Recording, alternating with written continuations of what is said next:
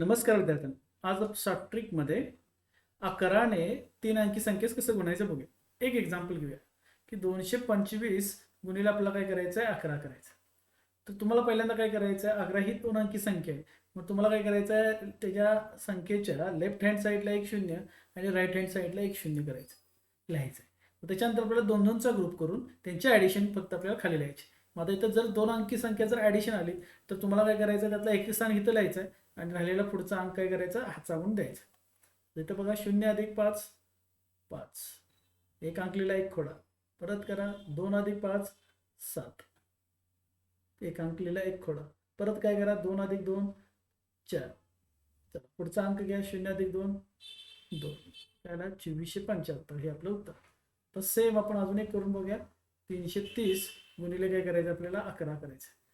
तर तुम्हाला काय सांगितलं लेफ्ट हँड साईडला एक शून्य राईट हँड साईडला एक शून्य करा आणि दोन दोनचा ग्रुप करून बेरीज करायची. 0 0 अधिक 0 0 एक अंक लिहिले खोडा. 0+3 3. चला पुढं बघा 3+3 6. परत बघा 0+3 3 आलं 3660. तर बघा तुम्हाला हे जमतंय का.